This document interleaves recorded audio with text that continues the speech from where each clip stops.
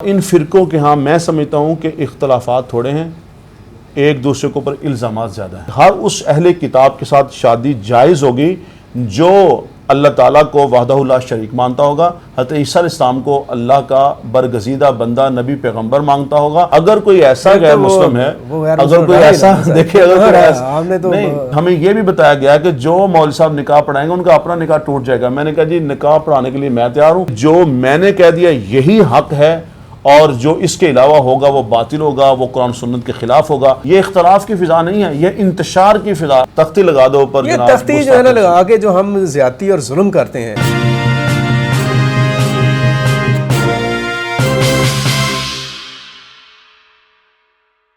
جی viewers, ہماری گفتگو حضرت صاحب کے ساتھ جاری ہے، علامہ اسید الرحمان کے ساتھ، اور بہت ہی دلچسپ اور بہت ہی معلوماتی گفتگو ہے جو ان سے ہو رہی ہے۔ سر، آپ نے ابھی ذکر کیا شادیوں کے حوالے سے اور کہا کہ بچیوں کو حق دیا جانا چاہیے اور ان کی مشاورت ہونی چاہیے، لیکن ہمارے یہاں پر تو پھر وہی بات آ جاتی ہے کہ علماء کرام اس حد تک درمیان میں آ جاتے ہیں کہ وہ فرقہ وارانہ بنیادوں پر شادیوں میں رکاوٹ ڈالتے ہیں کہ یہ دیوبندی ہے، یہ بریلوی ہے، یہ اہل تشیع ہیں، یہ اہل حدیث ہیں، اور ان کی آپس میں شادیاں، اور لوگوں کو اس حد تک مطلب بات کرنے کا یہ ہے کہ لوگوں کی ذہن سازی ایسی کر دی گئی ہے کہ وہ خود پہلے پوچھتے ہیں کہ کیا یہ بچہ جو وہابی ہے یا اہل حدیث ہے، کیا ہم اپنی بچی کے اس کے ساتھ شادی کر دیں یا نا؟ اس پر آپ کا کیا کہنا ہے؟ ذرا یہ تو رہنمائی فرمائیں، ذرا تھوڑی دو ٹوک بات بتائیں کہ یہ کیا فرقوں کے درمیان شادیاں نہیں ہو سکتی؟ سر بات یہ ہے کہ میں سمجھتا ہوں کہ اسلام کے یہ جو معروف فرقے ہیں جو ہمارے ہاں یہاں پہ ہیں، بریلوی، دیوبندی، حدیث ہو گیا، میں سمجھتا ہوں کہ سب کی جو شادیاں ہیں وہ بالکل ہو جاتی ہیں ایک دوسرے کے ساتھ۔ بات یہ ہے کہ اگر کوئی پرانے فتاوی جات ایسے ہیں یا وہ پرانی بحثیں ایسی ہیں تو ان کو ہمیں اثر نو بھی دیکھنا ہے کہ وہ کیا ہیں۔ یہ اشرف سہیل صاحب میں بڑا واضح دو ٹوک کہنا چاہتا ہوں کہ یہ جو فرقے ہیں، جیسے وہ آپ کو پتہ ہے پہلے کیس چلتی تھی، اس کا اے سائڈ اور بی سائڈ ہوتا تھا ٹیپوں میں، بالکل بالکل، تو یہ صرف فرقے جو ہیں اے اور بی سائڈ ہیں۔ اچھا، اور ان فرقوں کے ہاں میں سمجھتا ہوں کہ اختلافات تھوڑے ہیں، ایک دوسرے کے اوپر الزامات زیادہ ہیں۔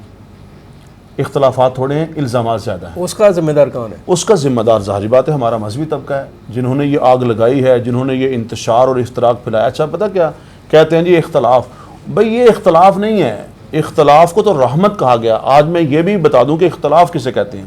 اختلاف یہ کہتے ہیں کہ جیسے آپ نے یہ سنا ہوگا حضرت سلیمان علیہ السلام، حضرت داؤد علیہ السلام، دونوں نے دو مختلف فیصلے کیے۔ وہ کھیتی والا مشہور فیصلہ ہے کہ داؤد علیہ السلام ایک فیصلہ کرتے ہیں کہ بکریاں دے دو، لیکن سلیمان علیہ السلام کہتے ہیں کہ یہ بکریاں لے جاؤ اتنی دیر تک جتنی دیر تک یہ فصل اتنی نہیں ہو جاتی، یعنی یہ ایک اختلاف ہے۔ اچھا پھر آگے چل کے آپ اگر چلے جائیں حضرات صحابہ اکرام میں بھی، تو ان کے درمیان بھی کسی نے کوئی رائے دی، کسی نے کوئی رائے دی۔ پھر آگے چل کے جو ہمارے ائمہ ہیں، امام اعظم ابو حنیفہ رحمہ اللہ علیہ، امام شافعی، امام مالک، امام احمد بن حنبل رحمہم، یہ جتنے بھی حضرات ہیں، یہ ان کی اختلاف یہ ہوتا تھا، کہتا ہے یہ میرا مسئلہ ہے قرآن سنت کی روشنی میں، دوسرا کہتا ہے میرا یہ ہے، میں یہ سمجھاؤں، وہ کہتا میں یہ سمجھاؤں۔ یہ خلاصہ ہوتا تھا۔ یہ نہیں ہوتا تھا کہ جو میں نے کہہ دیا یہی حق ہے اور جو اس کے علاوہ ہوگا وہ باطل ہوگا، وہ قرآن سنت کے خلاف ہوگا۔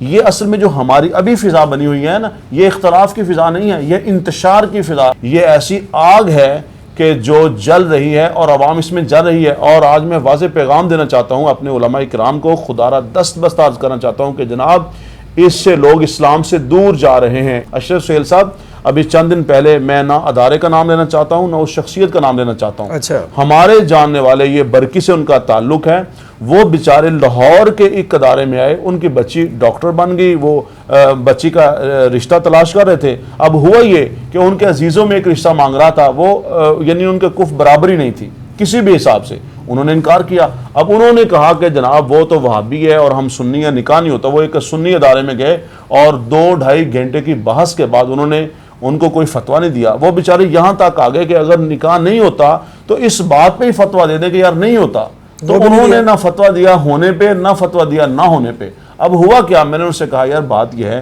کہ آپ، وہ کہتے ہیں ہمیں یہ بھی بتایا گیا کہ جو مولوی صاحب نکاح پڑھائیں گے ان کا اپنا نکاح ٹوٹ جائے گا۔ میں نے کہا جی نکاح پڑھانے کے لیے میں تیار ہوں۔ بات یہ ہے کہ دیکھیں دو رخ ہیں علماء کے، ایک مولوی کی وہ تصویر گئی ہے جس نے یہ سارا انتشار کیا، اور ایک الحمدللہ آپ کے سامنے ہمارا بھی دنیا کے سامنے ایک میسیج اور پیغام گیا ہے کہ ہم انتشار کے خاتمے میں، ہم اس افتراق کے خاتمے میں اپنا احسن کردار ادا کر رہے ہیں۔ اس کی بھی وضاحت کر دیں گا کہ جہاں تک میرا محدود علم ہے، میرے تو جہاں تک میری معلومات ہیں اس میں تو یہ بھی ہے کہ آپ اہل کتاب کے ساتھ بھی شادی کر سکتے ہیں۔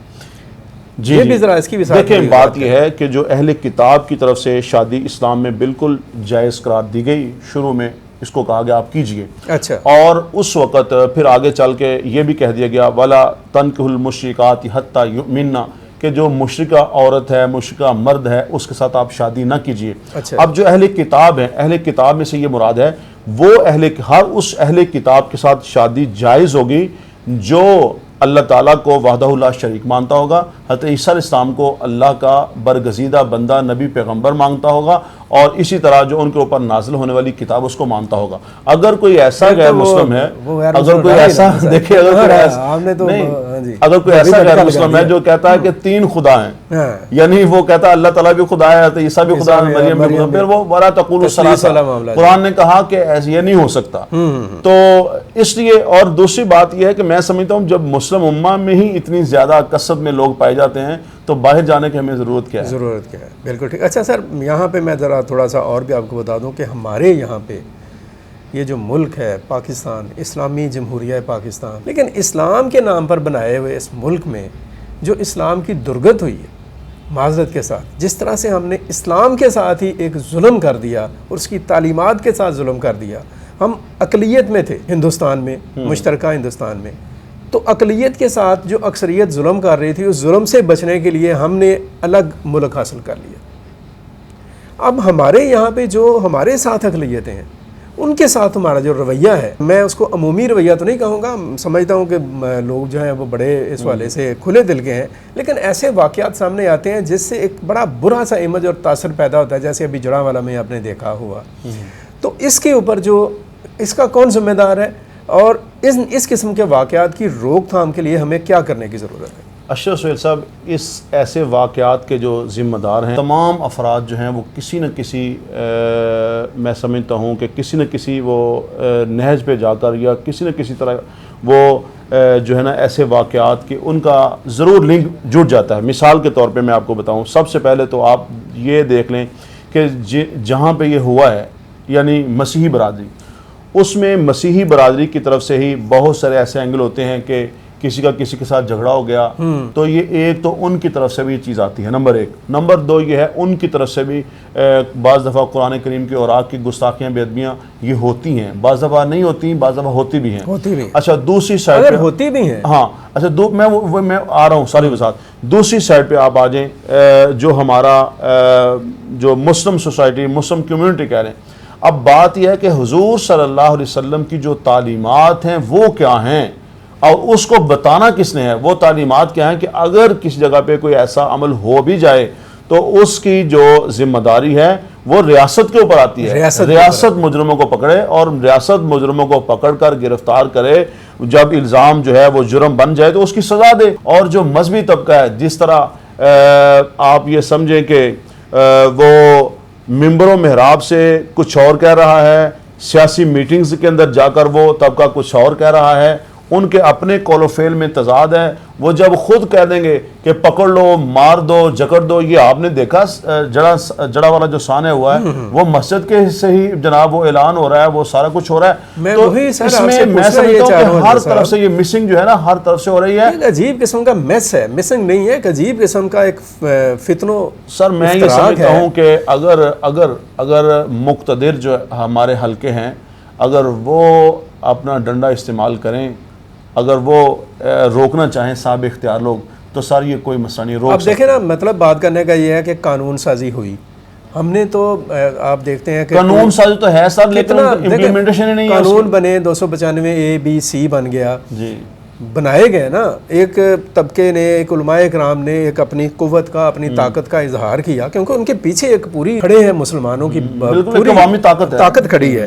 تو اس طاقت کے ساتھ کیا ہم قانون کی جو امپلیمنٹیشن اس طرف نہیں جا سکتے ہیں کہ ہم مسجد میں اعلان کرتے ہیں کہ اس کو مار دو اور اس کو جلا دو اور اس کو اڑا دو؟ سیال کوٹ میں آپ کے سامنے سانحہ ہوا، اچھا خوشاب کے اندر بینک مینیجر کو قتل کر دیا گیا. اب دیکھیں نا وہ بینک مینیجر کا جو واقعہ ہو گیا خوشاب میں. جی خوشاب چلیں باقی سارا وہاں پہ دیکھیں کیا ظلم ہوا ہے کہ ایک بندے نے محض اپنی جو کڑ ہے نا اس کو نکالنے کے لیے بندہ مار دیا اور نام اس نے اسلام کا تختی لگا دو اوپر اسلام کی, تختی لگا دو اوپر. یہ تختی جو ہے نا لگا کے جو ہم زیادتی اور ظلم کرتے ہیں اس کا کوئی دیکھیں سر اس کے اوپر یہ صرف 2-3 چیزیں میں سمجھتا ہوں. سب سے پہلی بات تو یہ ہے کہ ممبر و محراب کو غور کرنا ہوگا اور ممبر و محراب کو انسان سازی میں ایک آسن کردار ادا کرنا ہوگا. انسان سازی کرنی ہوگی. قانون جتنے مرضی بنتے رہیں, انسان سب سے پہلے. اگر انسان بن جائے نا تو بہت سارے معاملات وہیں پہ درست ہو جاتے ہیں. انسان سازی کرنا ممبر و محراب کا کام ہے, اور دوسرے نمبر پر قانون سازی کرنا یہ جو صاحب اختیار صاحب اقتدار لوگ ہیں ان کا کام ہے.